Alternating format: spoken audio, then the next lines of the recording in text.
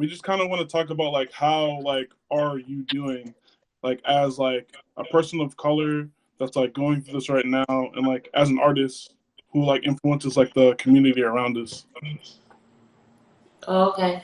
I would say like as a person of color, is this is definitely a conversation. These are conversations that have been like in our families and in our communities for a really long time. Um, I think that sometimes as an artist, I think that we have an obligation um, to make sure that we're spreading information, to make sure that we do take a stance on how we feel about what's going on, and I think we have an obligation to I guess lead, for lack of better words. And sometimes I think that that can be hard, especially when you're trying to figure out how you feel and what you think is the best approach to what's going on and what you think is like the best things to do. So I would say like for me, that has been like the hardest thing because it's not just about myself now. It's not just about like how I feel. Like I have to think about my community. I have to think about kids, young kids who are into what I'm doing. Also adults and what they expect of me and what they expect of me in the role that I have in my community and in my artistry. So I will say like sometimes as an artist, I feel like there is like there's a lot of pressure, but I think that it's part of our responsibility for sure. Word. Anyone else like care to share?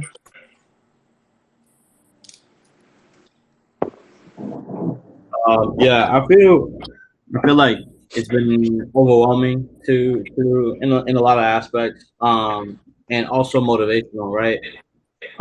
In the sense that like we've always known about this issue because we've lived it, like most of our lives, if not all of our lives, and then on top of that, you have to balance like your mental health as well as also like speaking out on certain things, and then like trying to juggle all that with like your own work. Like you still have to make money somehow to stay secure. You still have to do X, Y, and Z. So I think for me, it's been really crucial to just like find spaces or find things that I can do to stay mentally okay, emotionally okay, and heal in various ways, as well as like seeking out opportunities to help the community, whether that means going to protests or applying to grants to do bigger projects that will help heal the communities and stuff like that. Pretty much, I think it's important to reflect on what your role is, because I know personally I know what I'm good at and what how I'm best able to assist in like this crazy time.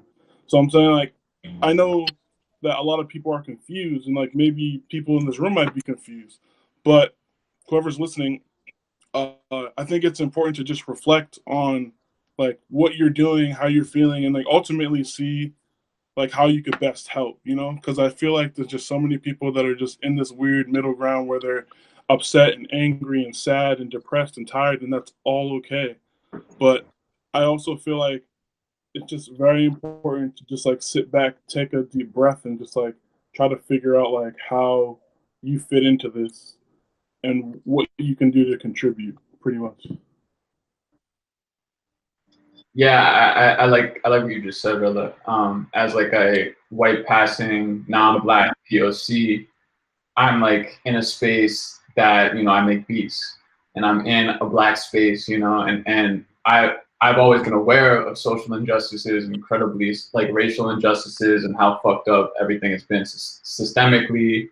Like I've always known that shit, and it took, unfortunately, recently for me to like look more inwardly and sort of realize my place in the whole thing. Because like I don't consider myself white. I consider myself Mexican American. I always have. But given the circumstances now, I've sort of had to like reassess my role and how I can best serve my role, like what you were saying, Rilla, in this space. And like, it's not ever sharing my own music. I feel like I can't even make my own art right now, nor do I want to.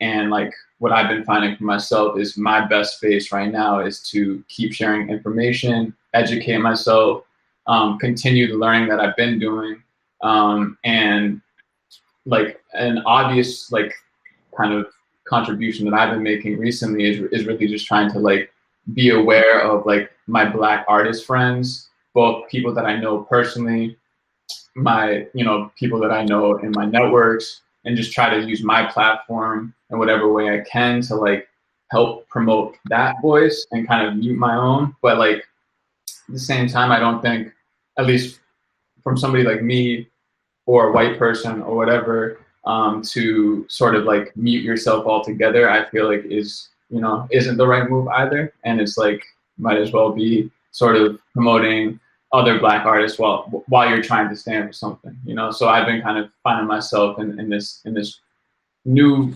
enlightening place. Yeah, but I don't know, that's kind of where I've been at. But really, like, it's hard to concentrate on anything, you know? News is fucked up. Everything's fucked up. I do think that there's progress being made, but you know, it's hard to for me hard to focus on making art, and definitely impossible to promote anything of my own, you know, for sure. But that's it. No, that's dope, man. I've been feeling the same way. Like I work full time as a musician, and I know a lot of you guys do too. And I feel like I'm in my studio right now. You know what I mean? Like I'm in here every day, like 25/8. You know what I mean? And like I feel like it's been so hard to. I feel like I connect best with everyone through my music. You know what I mean? And I feel like that helps like uplifts people and inspire people to do great things and all that.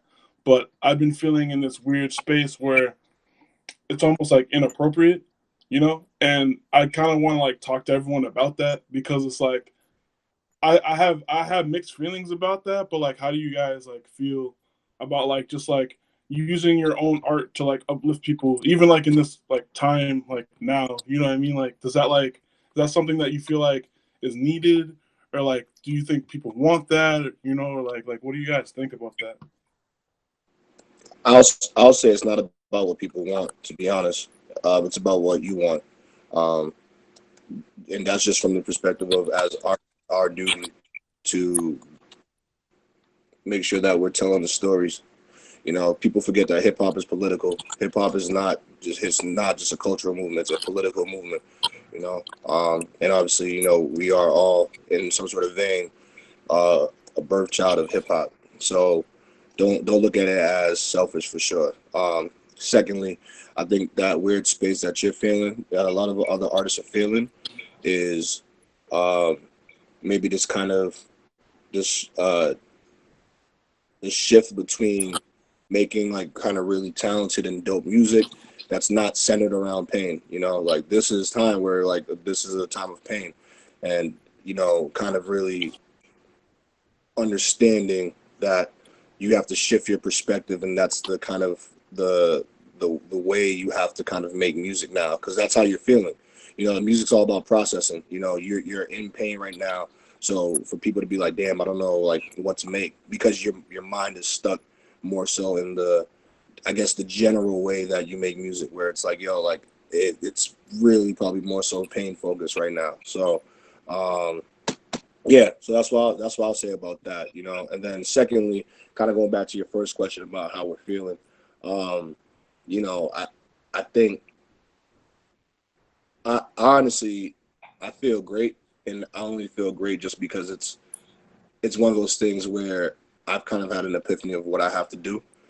It's damning and it's scary, because obviously like my life could be lost, but at the same time it's liberating to know that I'm in the fight for my people, you know. So my artistry comes second to me being a Black man, and but that's my personal take, and that's my personal mission.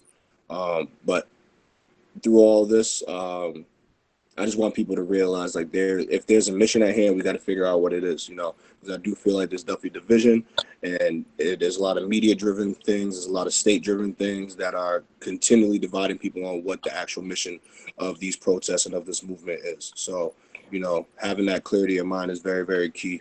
Yeah. I think that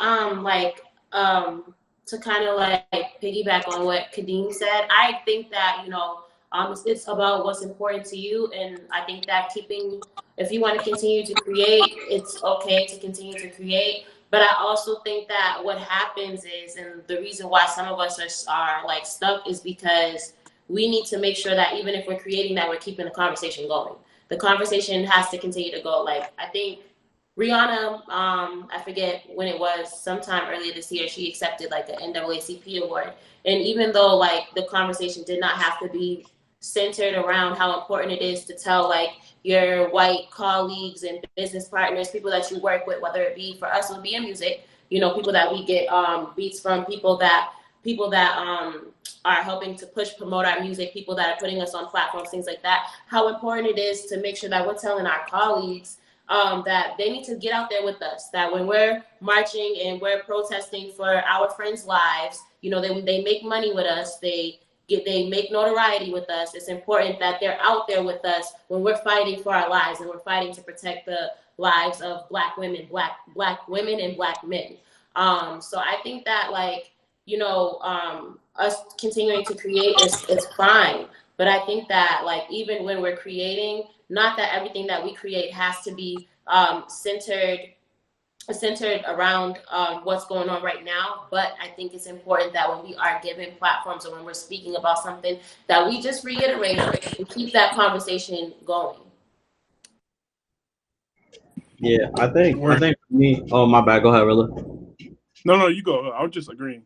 Yeah, I definitely agree with both of y'all. And Rilla, like we've talked about this. We've talked about this like multiple times, right? Like in a lot of different spaces. But you know what I think is really important as an artist, especially as a black artist, is to make art and to consume art by us, for us, and stuff like that. And that doesn't always have to be about like the brutality and the oppression that we go through all the time. You know what I'm saying?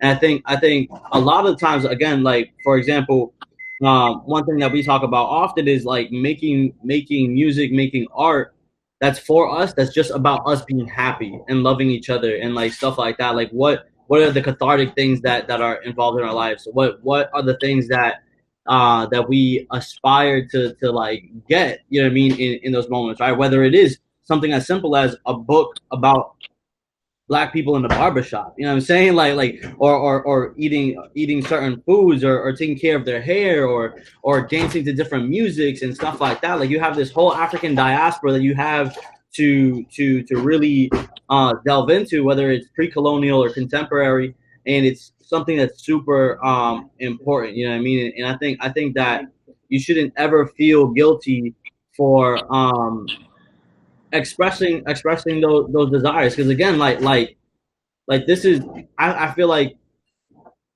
we deserve just as much as anybody else to see ourselves in those lights, you know what I mean? To see and consume our art like that, you know what I mean? It doesn't always have to be about the oppression that we go through, you know what I'm saying? Yeah, I definitely agree with that. I think like as artists, especially as black artists, it can be really hard for us when things like this happen, because you're almost kind of like in a state of like, what do I do with my art? But like you guys were saying, one thing that really like kind of really affects me and really sits with me a lot is our legacy as black people just pain and struggle. And that's something that really I hate passionately. Like all of these things are important. We should be in the streets. People should be hearing our voices. We should be fighting against white supremacy. But that can't be, and it's not all that we are as black people. It's also like the joy. It's also like, you know, the small unknown things that people don't understand about being black unless you are black. Like the way that we can be in a room and like communicate with each other, or you know, our joy, our dances, our music, the hood music, the trap music, you know, hip hop is so political, but it's also party music. It's all of those things at the same time. It's just all of our culture as black people. we just have all these beautiful things to contribute. And I think like as myself as an artist, even I sometimes get a little caught up in that, but I think that for me, it's just really important for me to just stay true to what I do, and what's in my heart to rap about. And a lot of times it's a lot of ratchet shit, but I don't care. That's who I am, right? But you have artists like Still Gold who do that type of music, that like incredible, powerful music. That's important. But I think that someone like me that does more trap, more upbeat, you know, type of things, is just as valid and just as important to the culture. And we really can't stop those things. It's like we really have to keep pressing forward. I think even like when COVID happened, you'll see like a rush of people, oh, we got to release like a quarantine song or a COVID themed song or things like that. I think the same thing kind of happens with these movements as well. You'll see a lot of people like just try to force it out. Like, I have to do a BLM anthem. I have to do this. I have to do that. And a lot of times it just comes off very disingenuous. Like you're trying to capitalize off what's happening right now instead of putting your whole heart and soul into your art and just putting that out. Like those are two completely different things. I think it's really important to keep in context. Why are you creating this art? And why is it important to you? And is that really what's on your heart and your spirit? Like, I'm in the middle of writing an album right now, which is hard with everything going on, but I would be not being true to myself if I completely pivoted this vision that I've had for this album for over a year, to be like, I'm going to do like a whole protest album. Like, that's just not what's on my spirit. I can be out in the streets. I can use my voice. I can use my platform to talk about those things, but my art is still a part of Black culture because I'm Black and I respect and honor the culture.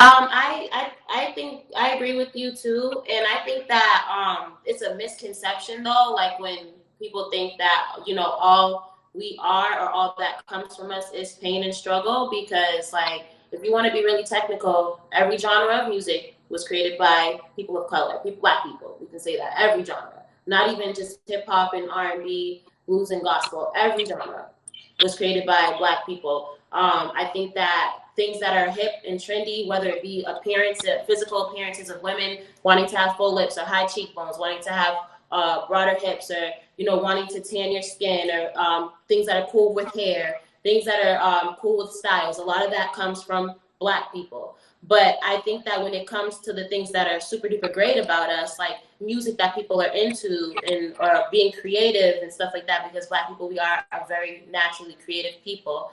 I think that when it comes to those things, society loves them about us, and they take them and they use them, and it's okay to implement and build on them.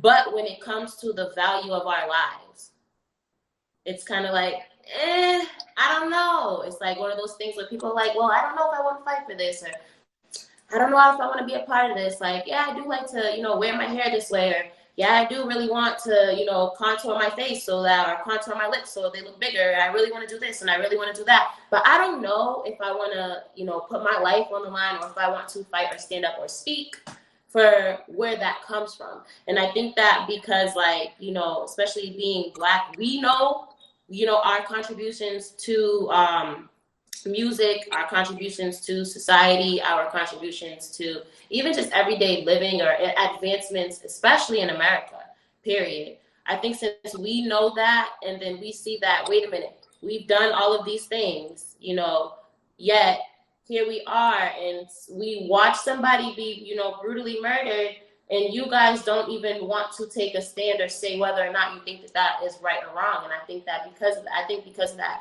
it makes so many Black people angry. So it looks like all we talk about or all we have to say is like coming from a place of pain and struggle, which in that sense it is. But I think like on the flip side, on like in a regular, like everyday life, we create a lot of things that are fun, a lot of things that, you know, are happy. And I think that really what you were saying earlier about you feeling guilty to create, I think it's because like sometimes as Black people, we are naturally creatives. Like we are creating all the time. Like even when we're not, even if you're not in the studio, you might be humming or tapping out an instrumental or a beat or something like, oh, this is a hard bar, let me write this down. Or, you know, if you're an artist, you might be drawing on a napkin. You know, like we do these things all the time. So it's like feeling like you can't do it is almost like you're feeling like you can't be fully yourself at that moment.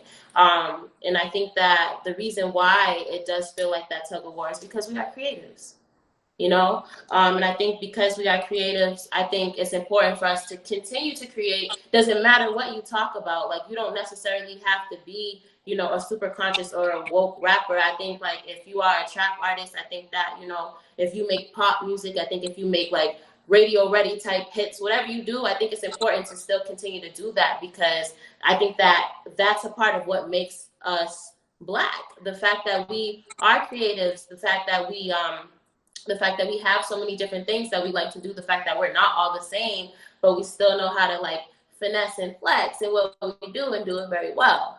And I think that, you know, right now, I think it's important for us to continue to do that. And while we're doing that, so yeah, I might just drop this song about twerking. However, I do want to also let y'all know that I still do have a stance on what's going on, and I do have things to say about it, and this is how I feel. You know, I think it's important to still be, you know, who you are, but people who enjoy the things that are fun about you, I think it's important to make sure that we continue to let them know, like, yes, but this is also going on too. And I think that that's one of the things that get lost. We forget that we have to keep the conversation going.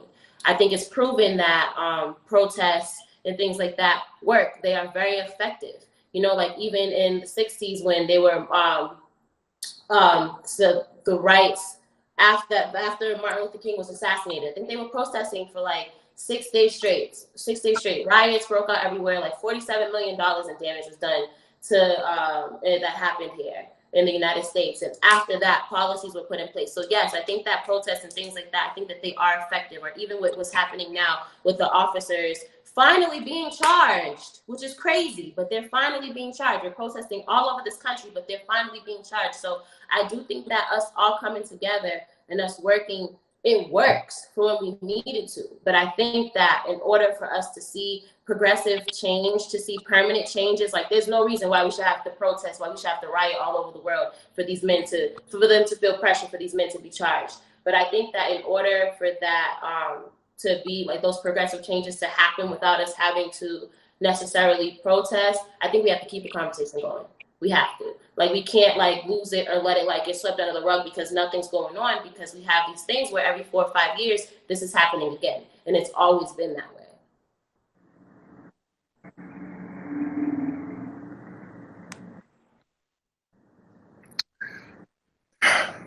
So for everybody who's on the panel who's talking about they don't feel necessarily comfortable and they can't really focus on making music considering everything that's happening, we have to keep in mind that there's been music made for every era that shines light on what was happening, and you can't have just one type of music. Like, sure, Marvin Gaye and Stevie Wonder had to go to Berry Gordy and be like, look, I understand you want hits, but we need to make music that's reflecting the times because the world's on fire. But at the same time, somebody had to make that other kind of music. So there has to be a balance, because life isn't just one thing. And like, if you look back, you can't force yourself to be like, all right, I'm going to make a song for the times if that's not what's in your heart. When Sam Cooke made his famous song that everybody knows today, that's like his defining song, he made it because he was hearing Bob Dylan make protest music. And he thought to himself, this dude makes protest music about what I live. So I have to make the song for us. Though I appreciate what Bob's doing. He can write all the protest songs he wants, but he can't speak to what's in our heart and what we're going through. So when he writes Change Is Gonna Come, that song defined the era, and it's not because he forced it. If you go back and listen to Sam Cooke's catalog, there's a whole lot of songs about having fun and dancing and going to the party and dancing the night away with a woman. At the same time, he was super political because he owned his own record label. He was a businessman and an entrepreneur that was Black, and he was a threat to the music industry. But he's making danceable music. My baby likes to cha-cha-cha. On top, but at the same time, he's a political figure. That's why he ended up dead, even though he made uplifting, danceable music. So like we have to keep that in mind. And everybody can't be expected to do the same thing or feel the same way. Like some people right now are having a really hard time focusing. Some people are really stressed out. I'm an older person, so this has been my existence forever. I've grown up in South End, Lower Roxbury in Boston. I'm half black, half Latino. I've seen it all. I've been hung up between two sticks. I was 14 years old when a cop put a gun in my face because during the Charles Stewart case, I tweeted about that. So I've seen every angle of this coming out of busing, having older brothers and sisters that were born in the 60s when there were few black kids in the Boston and Latino kids in the Boston public school system. And then over time, those numbers triple into the 80s until we get past busing and then white flight happens. So this has been my existence, my entire 44.833 years of life. So my perspective is different. So it's not hard for me to be able to deal with what's going on with the riots in the streets and stuff like that. Because when I was a kid, I grew up and Roxbury was still boarded up from right when James Brown had to be in Boston and save this entire city from going up in flames, you know. And I've seen the economic disparities happen and all the economic power of Roxbury leave and go downtown Crossing, you know. So for me, I'm able to still write and create and do things because I'm more attuned to this type of thing happening. And I was kind of waiting for it to boil over as opposed to with everything that's going on, I'm overwhelmed. This has always been my mind frame. So I can understand why the younger generation is in somewhat dealing with the trauma that's happening right now, post what happened in for the past 5+ years, because it's a new era starting from Ferguson on, where we've had to readjust the way that we do things and how we create art and how we filter things and how we move. Because if you go on real-time social media, you'll see a whole bunch of people getting busted out with this you, because they haven't been living up to this thing, because everything's performative. When there's a movement, you get pressured, and now you're like, oh, we stand with Black Lives. No, you haven't. You haven't done that. You can come out and say, yo, we fucked up. We haven't been doing this. We're going to really try to make change going forward. And we fess up to all of our transgressions and all of our mistakes of the past. But not everybody's going to do that, because in the corporate world, it's pretty much built on the oppression and the subjugation of brown people and especially creatives, and paying them pennies and just using them.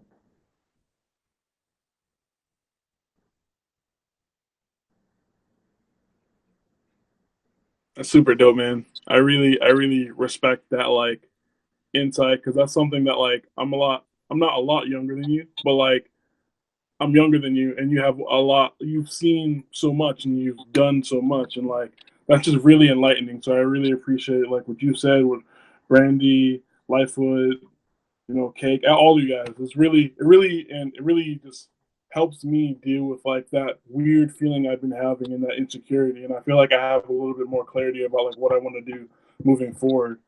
One of the things too I wanted to talk about that I feel like has been really bothering me has been just kind of circling back to Tuesday and how there was the Blackout Tuesday, and I know there was a lot of mixed feelings about that, and I personally was a supporter of that for its original intentions, and I feel like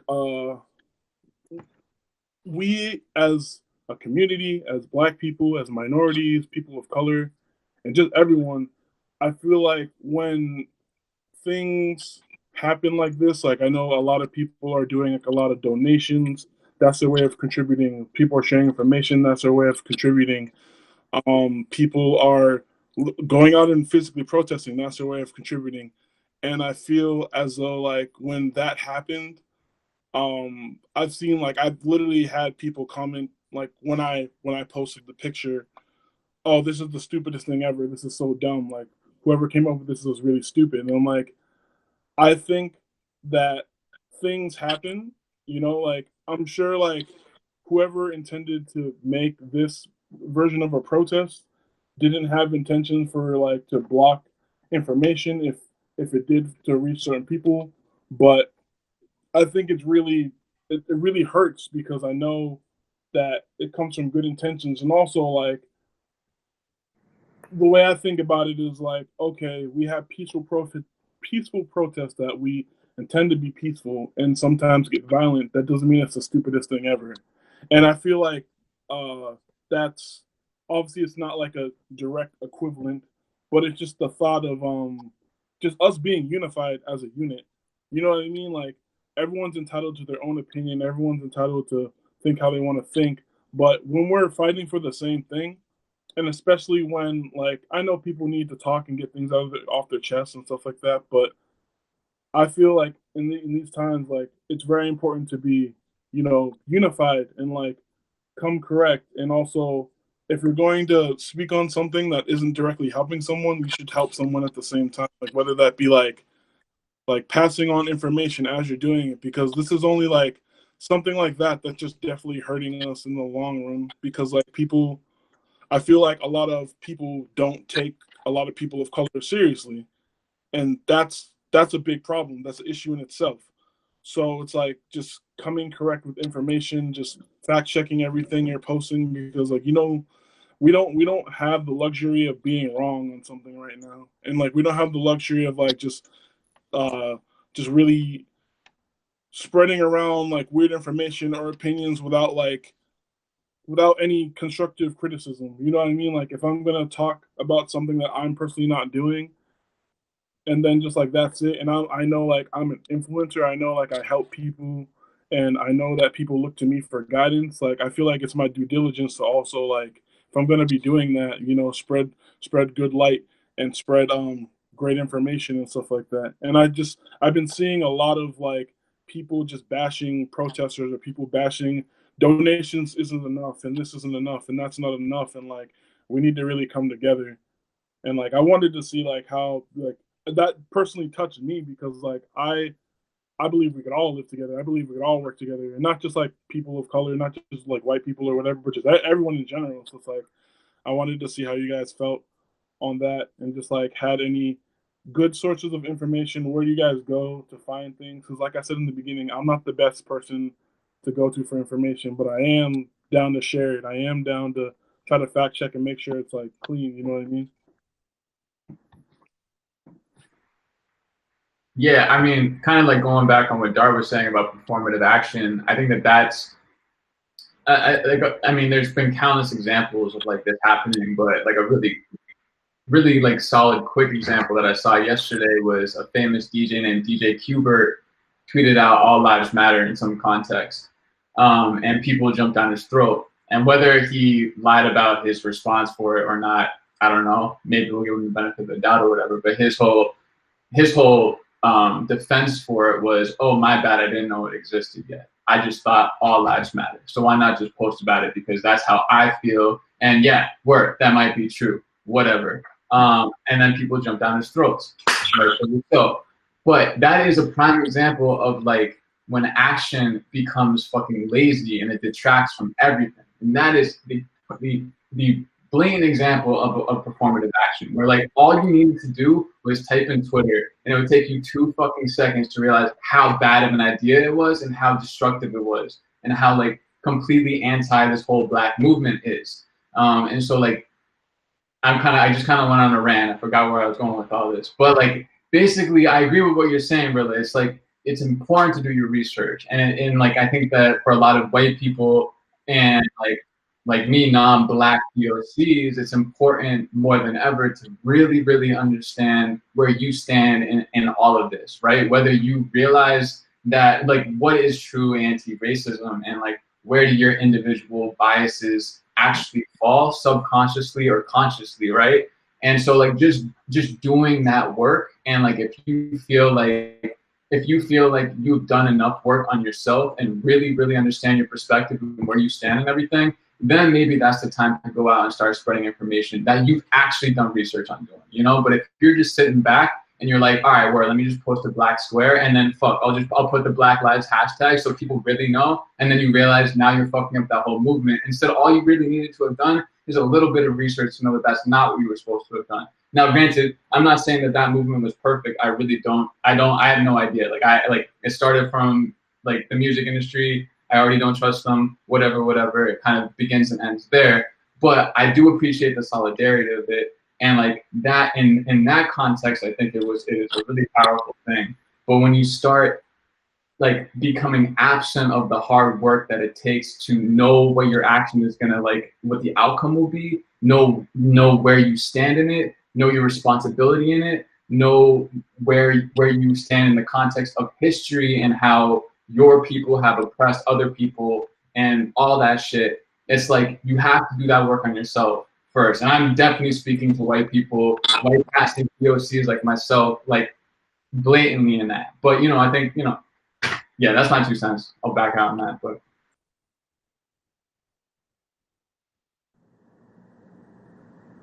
Yeah, I mean, I feel like, I was talking to Stephen Hamilton about this maybe 2 nights ago, with a group of a whole bunch of others, and something that we talked about is that, like, yo, it's not everybody is built to be on the front lines. You know what I mean? To lead protests, to be in the protests, to be in the aftermath. I'm gonna tell you straight up, I was there Sunday night, and I seen the dude who cut all the zip ties to the fences and started knocking all the shit down. I was there, and I ain't gonna front.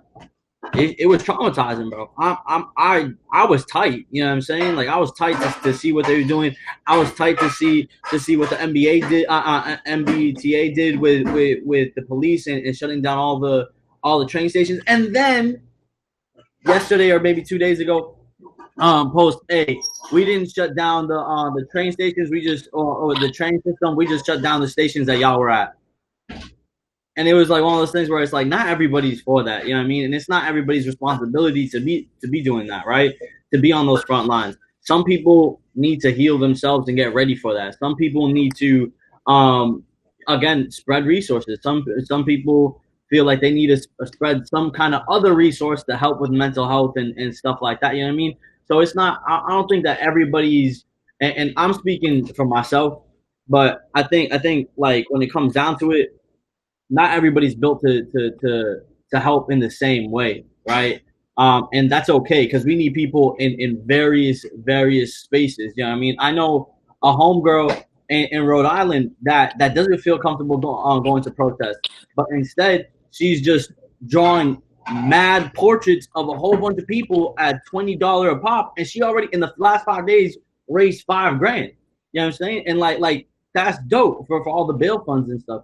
You know what I'm saying? So it's not on like I feel like for me it's one of those things where it's like you don't have to be built to be on the front lines all the time. You know what I mean? And you don't even if you feel like you're the type to be at these protests all the time, you don't have to do it all all the time. You know what I'm saying? Like you can choose which ways you can help the cause, but I think the biggest thing is like that decision, right? To choose to help, you know what I mean? Like to choose to see which ways you can help, you know what I mean? And I think that's the biggest thing is that you want to change, you want to make things different, you want us to be in a better spot.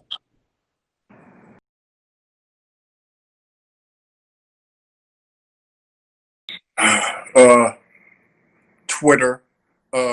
Pretty much I follow a whole bunch of different activists and community leaders and stuff like that. So I pretty much see everything on my timeline and I just RT it.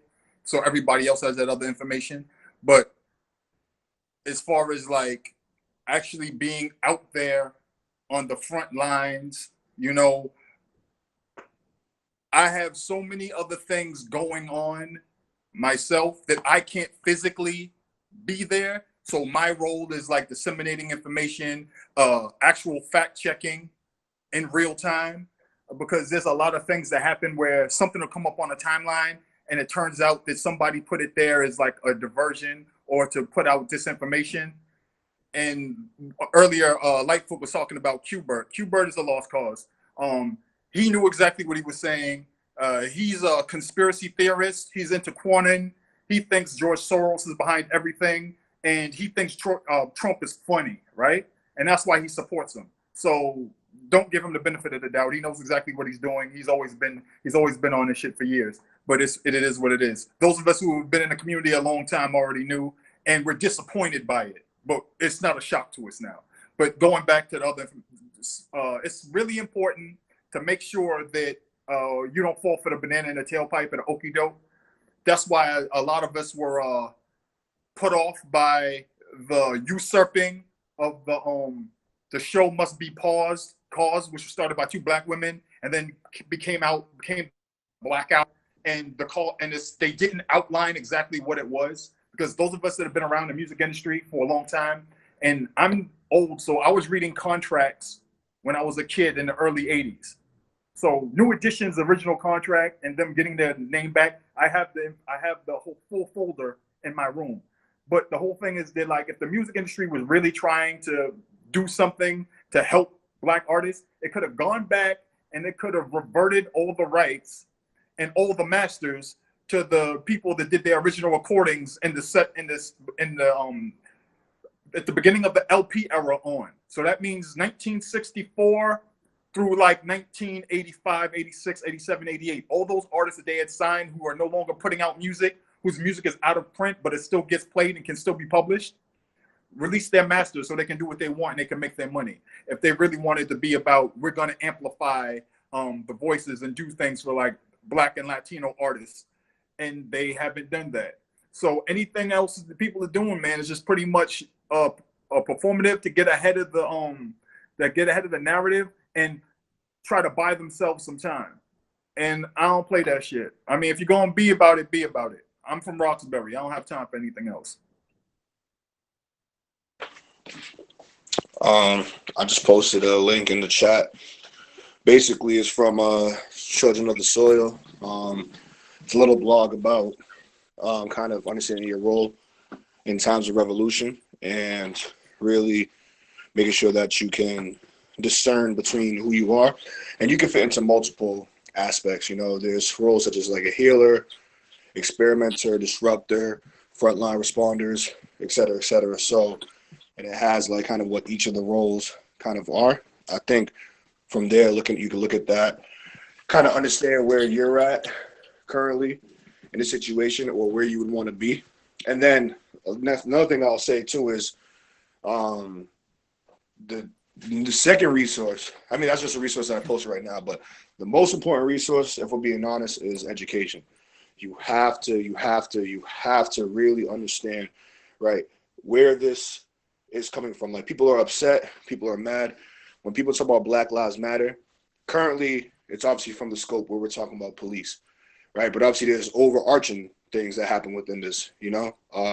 We're just talking about people that have been killed by the police or brutalized, when right now, there's definitely Black men and women, brown men and women that are currently in lockup from BPD from being, you know, subjugated. So, and also healthcare falls into that, and inadequate education falls into that. So all of these things all tie in together. So the biggest thing that you have to do is education and really read about people's liberation struggles globally, you know, specifically Black people, because as I don't know if you guys ever seen Three Stacks. This is a famous picture of Three Stacks wearing the black kind of like trash baggage suit, and on it says, "Why do darker people globally suffer more?" You know what I'm saying? This is not just a U.S. issue. This is legit issue of anti-Blackness globally. So you really, really have to do your research. And when people post links and sources like, "Hey, read this," you know, people, especially people that are in the movement, you have to read that stuff, because again, it gives you the glimpse of the past, will give you a glimpse of where we're going to go into the future. So. Yeah, I would like to like chime in on that too, because like I've seen this post like all throughout IG where it's like it's not, and I'm pretty sure I'm gonna quote it right, but If I don't, correct me. It's not white people versus black people. It's everybody versus racist, right?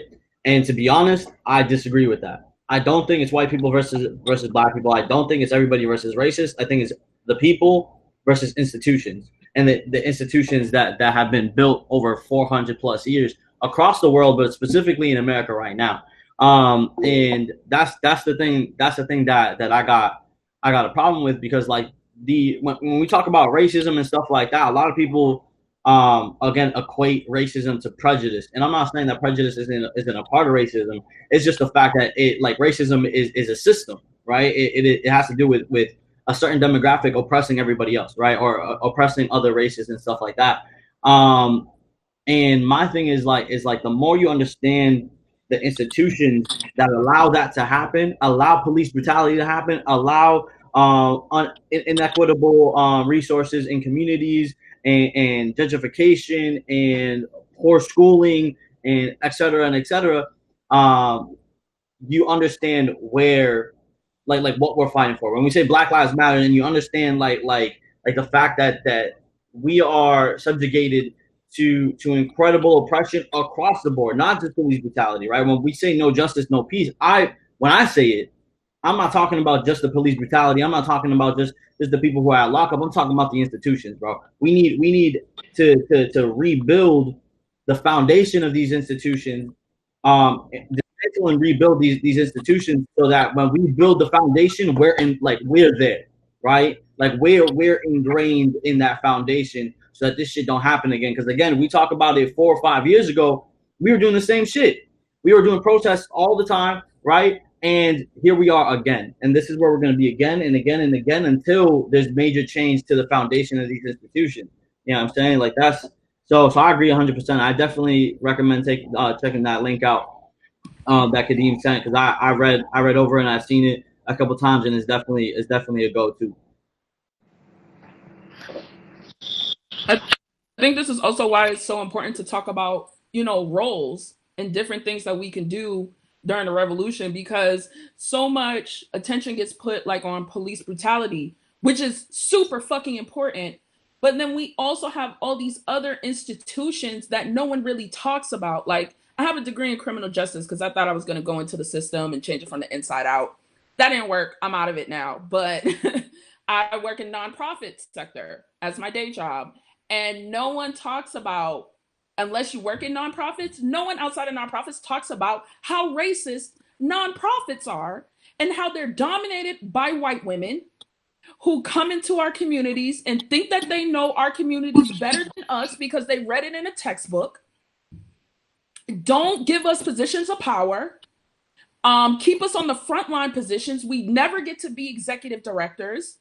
They keep all of those top positions, keep us on the frontline positions, so then they could post a picture and say, oh, look, all our staff is black and brown, but we're in the lowest positions. Like, no one talks about those things. So it's also important to really take stock of what you do, whether that's being an artist, whether you still have a day job as an artist, whether you just participate in art and you're not an artist yourself. Like, think about the industry that you come from and what you can do to break the barriers within that. Because I have been screaming from the rooftops about nonprofits to people that don't understand how nonprofits work forever, because I've been working for them since I was 16 years old. So I don't think I've ever had a corporate job outside of like Walgreens for like 6 months. So all of those things are so important. Like, my dream one day is I would love to start my own nonprofit with my mom. That's really my dream outside of music. But all of these things are really important to talk about. So everyone has a role and everyone has a place. And you don't really have to kind of force yourself into something when there might be a role for you right there in the middle of your face. My role has always been going into nonprofits and telling them about racism. I always get that reputation for every nonprofit I've ever worked for. It's like, here come Brandie, she about to start. But I don't care, because I'm about to come in here and tell you about yourselves. Like, I used to work with the Department of Youth Services, and I would be in meetings telling them, because I don't care. You know what I mean? So everyone has a role. Everyone has something that you can contribute.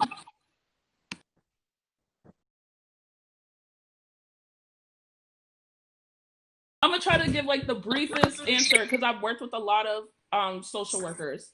kind of like in different contexts. It depends on the social worker. That's really the best answer I can give you. It depends on the social worker. You have some that are, within the system that are really trying to do their best for communities of color that they interact with.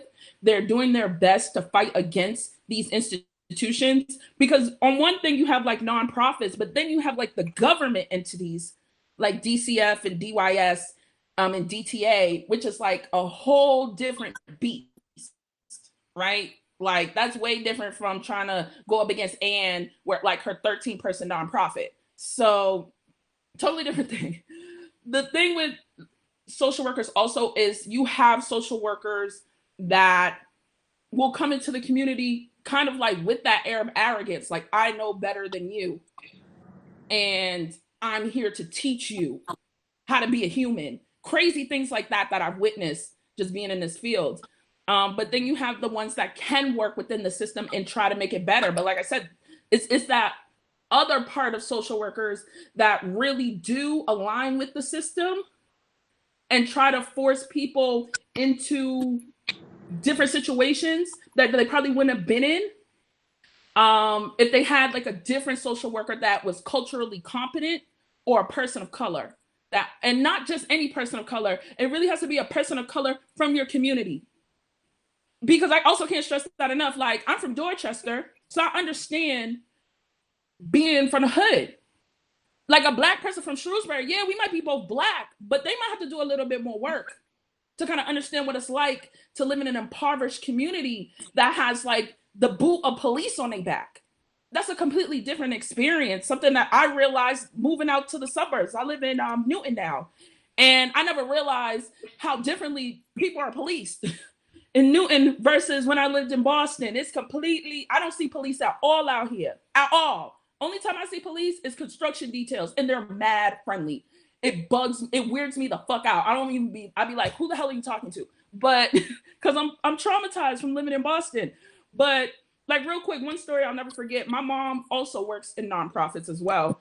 And she told me this story about, she's working with a caseworker, and the caseworker wanted to file a 51A, which is for negligence. You need CPS to come. It's not called CPS here, sorry. It's DCF here. You need them to come in and step in and maybe remove children. You don't know what it is, but it's something that DCF needs to come in and investigate. And the reason that this worker wanted to file a 51A was because the family had mattresses on the floor,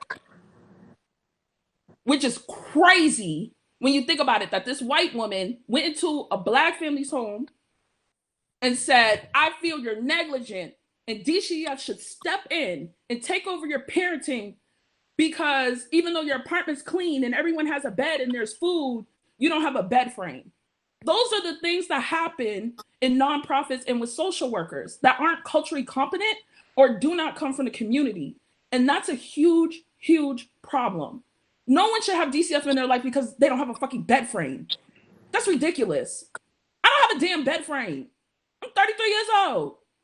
It's in a box. I ain't put it together yet, but trust me, you have one. I just ain't set it up yet.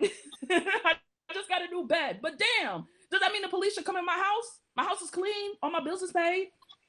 I have a bed. Like, what is your problem? So that's like the systemic things that sometimes people don't think of. Like the other ways that these systems and institutions fuck us. It's not just police. It's social workers. It's DCF. It's DTA. It's DYS. It's all of them.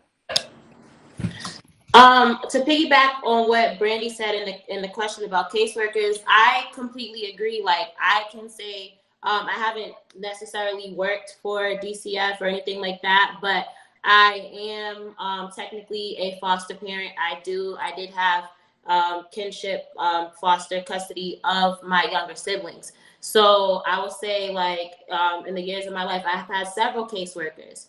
And some of them, like, I remember my first caseworker, she was so hard on me. I was young.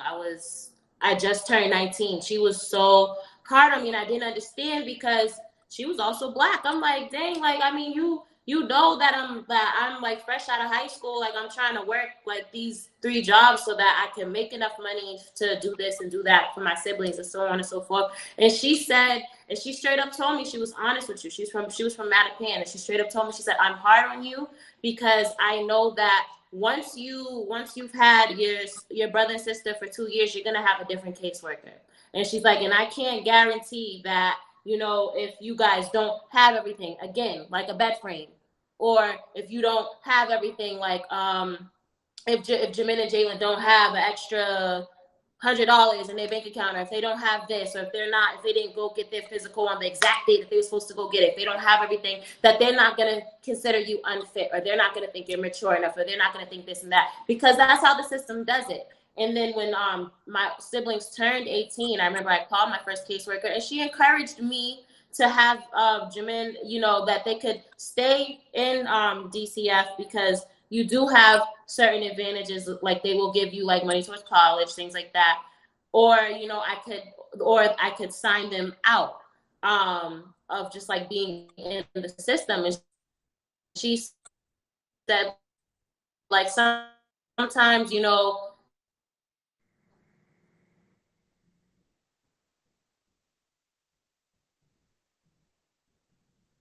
it's better, even though you do have your names, have your kids in the system already at a younger age. Yes, they haven't done anything. Yes, they're not criminals, but who they are, like my little brother, he would be a black male, even though he's a UConn student right now, he would be a black male at the age of 20 who is documented in the system. It's DCF, but it is still the same system across, whether, you know, it's like, whether it's DTA for food assistance, or DCF for like where they feel like they have to come in and step into homes and things like that. So I think that it really, what Brandie says is, it really depends on the caseworker and the reasons why they're there to do what they're doing. Because there are a lot of caseworkers who sit hand in hand in court, you know, with the DA, and they're like, yeah, you know, like I went to this home and she didn't have this, and I don't know about this. Maybe we should send these kids out to another home in Natick, Massachusetts, or in Wellesley, so on and so forth, like reasons to like break apart, you know, families. And kinship foster homes are some of the hardest to keep, because they try to find reasons to not keep people with their families. But then you have those caseworkers who are going to come in and, like, kid you not, she was on my back. She was at my house, like, everything.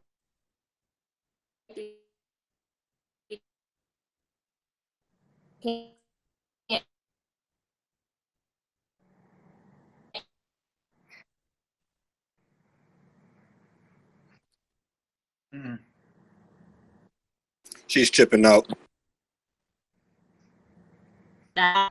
So yeah, I think that it really does depend, like, where they stand with everything that's going on in society right now.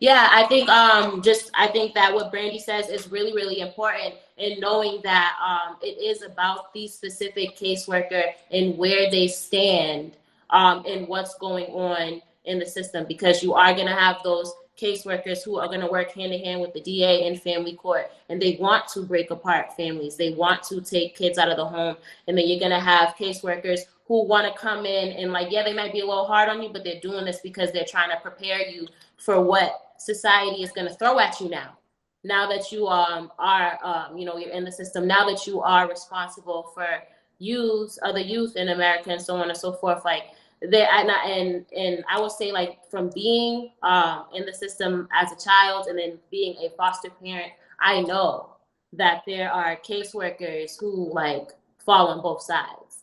There's social workers who fall on both sides, and anybody who works in the government and in the community, they fall on both sides. And it's, I think it's literally tailored to that specific person and what they think or how they view your society right now.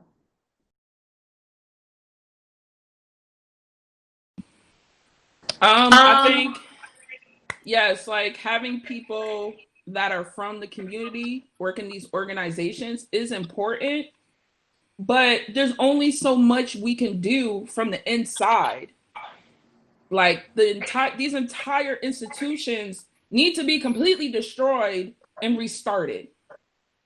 And like, so there is no really simple answer. Like, yeah, you can stock the staff with a bunch of people that are culturally competent and from the communities and understand, you know, all of these things, but we still have the city and federal and state governments over us. And until those things change, it's very hard to change a government institution without completely destroying it and restarting. Like, even with like DYS, when I worked with them, the metro region is the Boston region and like 2 other towns. There was every single kid committed to the Department of Youth Services was Black or brown. Every single one. That doesn't make any sense. And if you put a whole bunch of caseworkers that are Black and brown, that doesn't stop these kids from getting arrested and being committed by judges. That doesn't stop that. That just kind of makes it so we can make the transition for them better. We can try to help them get out of it, but that doesn't stop the judges from sentencing them to DYS and committing them and locking them up as kids. That doesn't stop that. So, I mean, in the short term, like, yeah, I encourage people go into the nonprofit sector. You know, it's hard. The pay is terrible, but it's worthwhile. And also support smaller nonprofits that do a lot of important diversion work to keep kids from going into the system. So find, you know, small nonprofits run by Black and brown people in your community that take up causes that you're passionate about and financially support them, or go and volunteer and go and help them. Is there any more questions that we got that we can't answer or anything? I actually have to head out because I have to head to a work meeting. So, but solidarity and peace to everybody here. Hopefully we can talk soon. Sajid, one love. Bye. One. Well, I had like a slightly, I mean, it's related, but it, you know, it doesn't necessarily relate to those like organizations. But I was this is like a regional thing. I was listening to their press conference about how they're rolling out sort of their phase 1 and phase 2 of COVID and bringing everything back, you know, bringing our city back into action. And one of the things that was like super alarming to me, and this goes back down to like why education is so important, and like really like true systemic change happens like at almost like the educational level, and then ultimately, you know, like political level. But they were talking about, you know, like this new rollouts for preschools, daycares, and things like that. You're gonna have extra staff. You're gonna have to like bring in kids in certain like capacity. You're gonna have to have PPE on site, and like sort of all these extra requirements that if you're potentially a lower funded organization, you're not going to have that, you know, those resources, right? So you think about, you know, institutionally, who's been around the longest and who's had the most money to fund schools and be able to like teach people, and it's almost always white people. It's almost always white organizations. And as we can see time and time again, what we're being taught in school, and this is a fucking progressive state, mind you. You think about like other states in the country that are way further behind. Granted, Boston is rooted in deep racism, but clearly everything is, right? But you start to think like, shit, who's gonna be able to stay open? Who's gonna be able to continue operating under these new requirements, under these new standards? And it's gonna be the people who have the money, who have the funding. And you know, like it's probably gonna be white people, white organizations that have been around, that have been continuing to teach these, you know, white perspective histories, has been, you know, teaching music by, you know, a white person, or teaching art class by a white person, completely like dismissing all these other perspectives of diversity and minorities in the country that are so fucking important for like actual understanding, actual like digestion of other perspective than just white, right? And so all I could think of when I was hearing them roll this out is just like, you know, like Black, minority daycares, preschools who are like just starting up, but are teaching really brilliant, like new curriculums, new inclusive curriculums, and have innovative teachers who don't want to fucking work for white people who are fucking been, my bad for the language, I'm sorry, but who have been like creating these institutions from the ground up. And so like, that's where I see like, and I'm not trying to bring COVID into this discussion, but like, I think one of the startling things for me is like, a lot of this uprising now, yes, a huge catalyst was, I mean, obviously it's been going on, but a huge catalyst was George Floyd. But this was emphasized again with COVID. Like, this shit was happening during a fucking pandemic. Police were still murdering Black people during a fucking pandemic. And it took that, like, now there's like that extra push. But like, the systemic racism and white privilege is, to me, amplified now more than ever. And it's super subtle. And that's, once again, like, that's why it's like a self-educational thing. You have to really be aware of how these biases come through in society and not be fucking blind to it, and like really, really, really be aware, and like not just learning shit just so you can like talk to somebody about it, but learning shit so you can see it and you can see how you're fucking contributing to it and you can see how to stop it, like supporting Black nonprofits, like supporting small Black nonprofits who need that funding, you know?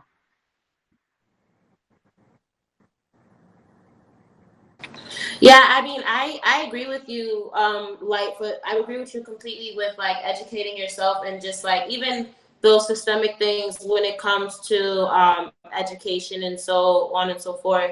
And I would say like I was in the MECO program, so I went to school in Natick, and so because I went to school out there, I had a lot of, I'm gonna call them luxuries. I'm gonna say I had a lot of educational luxuries afforded to me, where like if I didn't want to play basketball, I could join the debate team, or if I didn't want to do indoor track, I could cheerlead. But I had options. I had other things to, or I could sing, or I could do chorus, I could do band, I could do brass ensemble or chambers. It didn't matter. But I had these other things like afforded to me that I could do out there that I know I would not have been able to do, or I wouldn't even have the option to do in Boston public schools, in inner city schools. And this happens like across the country, where like when you go into towns that are more wealthy, like, and as far as schooling goes, whether it be from preschool, elementary, middle,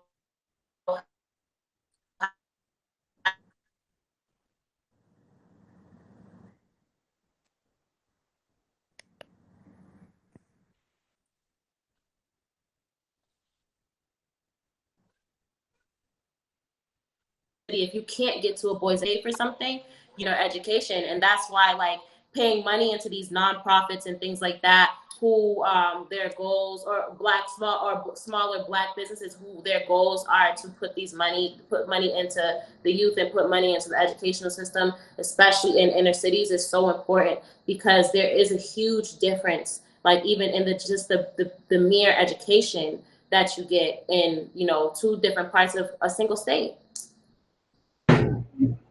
Yeah, Cake. I want, so like I said, I've been working in Brookline for the last 3-4 years, right? And I was one of the Metco advisors at Baker, which is a school in Brookline, for 2 years. And I moved up to the high school, and because of COVID, right? Like they're at a deficit, right? Like $6 million deficit moving into the 21 school year, right? So instead of finding money, instead of talking to the parents and the families that live in Brookline, instead of talking to the administrators and telling them to take pay cuts that get 7 figures, right, and stuff like that, they furloughed or laid off over 300 faculty, right?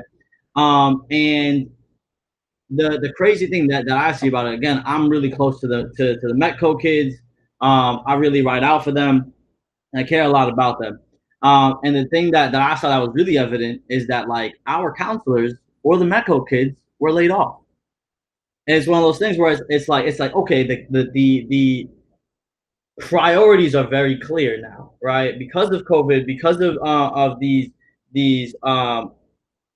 very public like executions, it feels like, of black lives across the country. The very like it's the priority, the priority of who's safe and whose property is safe is very clear, right? For me, right? And I look at Baker, I look at Walsh, and I look at all these people who are supposed to be doing the best for the city and doing best for these communities and stuff like that, who are like, hey, I'm for your protest, change needs to happen, but I'm gonna close the MBTA out so that you can't leave and you get brutalized by police. I'm also gonna say the next day that these people who are rioting, who are looting, are destroying our cities, and we gotta take care of our cities, even though the places that they wrecked were in downtown and Copley, right? And it was very clear that the the communities that they talk about when they talk about protecting and taking care of and investing in are not black and brown communities, and that's one of the issues that I have with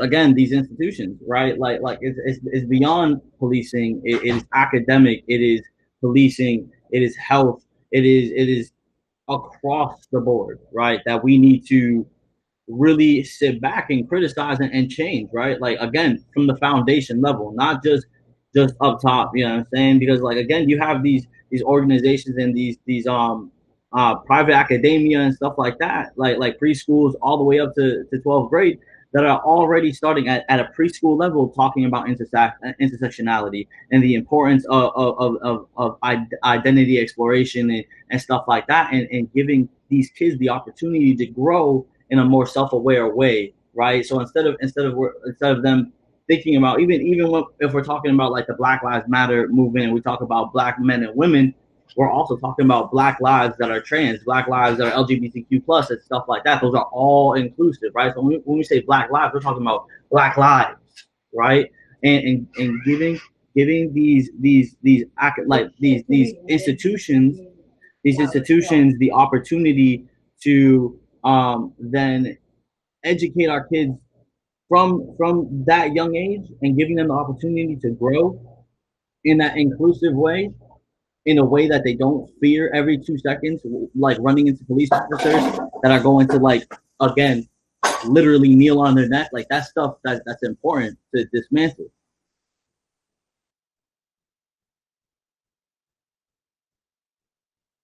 Word.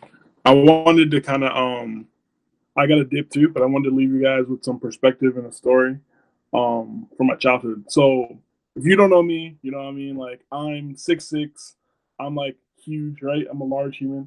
But if you also know me, you know, like, I'm very gentle, very kind. I'm a pacifist. I don't believe in violence, any of that kind of stuff. So and I've been this size since like, I don't know, like I was like 12 or something, 13, right? Crazy. All right, but keep going. So when I was like 15 or 16, a group of friends and I went to the mall, like Friday night mall. What was it, like high school? You know, just hanging out. Then we in the movie theaters was probably like 5-10 minute walk away. So we're walking to the movie theaters. What happened was two police officers stopped me. They thought I was someone who I wasn't, some like 45-year-old man who was like 5'9" and looked nothing like me, and like had like dreadlocks. I didn't have dreads at the time, and just like, which is there, like, you know what I mean? Like, and they had me held for like 45 minutes, right? So for nothing, just wasting my time. And granted, I'm still alive. I'm here to tell the tale. Like, nothing serious happened other than like me remembering how serious I was. And I remember going in Monday morning and talking to like one of my I think it was like my African American studies teacher. I think his name was like Mr. Barnes. He was like, man, cool. Anyway, so I told Mr. Barnes about it, and he was like in shock. He was just very like, oh my God, like, are you okay? Like, how's your mother dealing with this? Everything, like, you know, you're very lucky, you know? And I told the story to, like, I think my art teacher was like a white woman, and she would, her immediate like thought was, well, what were you doing? Like, why'd you get in trouble? Like, you need to stop. And she knows me, but like, she just assumes something wrong of me. You know what I mean? So it's like, and I've been the same kind of personality since like high school. Like I'm a very caring, loving person.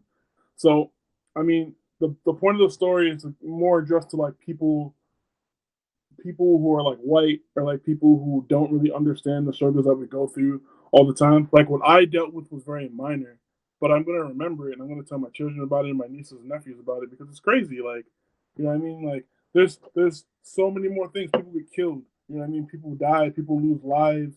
People just lose their family, and it's like fucking ridiculous. But I wanted to kind of tell people not of color, white people, to kind of like if someone's telling you something, you know what I mean? If someone's like talking to you, listen. Don't like assume shit. You know, if someone's telling you like this happened X Y, I know like growing up, a lot of people like I'll tell them stories about how I was racially profiled, and they're like, "Yeah, but like, bro, you were X or you were Y, and I wasn't doing anything wrong. I was just racially profiled. That's just like how it is. You know what I mean? That's how it is for a lot of us in this chat and the people that are listening. And I just want to employ people to really like, just honestly, like when it comes to things like that, just shut the fuck up and listen, and stop making assumptions because the problem is like people make a lot of assumptions, and then going back to what I was saying earlier, I honestly think like people don't take us seriously as minorities, and like that's a big issue. You know what I mean? It's like nagging or whining or complaining, and it's like not the case. It's just like I'm just trying to live. You know what I mean? Like, granted, I was 14, 15-year old, 16-year old just going to movie theaters, and I'm fine. But like, what if I wasn't? What if I was just another statistic and like you don't know me? You know what I mean? Like that's just what it is, and that's how we live our lives daily. So like, I really implore people to just like do your research, shut up, listen to people, like understand that your life is not like everyone else's. People need to take a step out of what they live every day and understand that the world is way different than their little bubble. But I gotta go, guys. I love you guys. Thank you for listening, yo. I'm gonna be out. Bye. Bye. We got any music soon? Okay, bye. I'm gonna flex too, but I appreciate y'all. One love. There's nothing with y'all. No, I think absolutely. Yeah, I agree. Thank you for hosting us, Sam. Yeah, Yes. Yes. Yeah. Have a good one, guys. Peace out. Peace out. Remember, stay safe. Bye, guys. Bye. Thank everybody. Thank you, Sam. Love you guys. You. Bye. Kate, call me. I'm about to.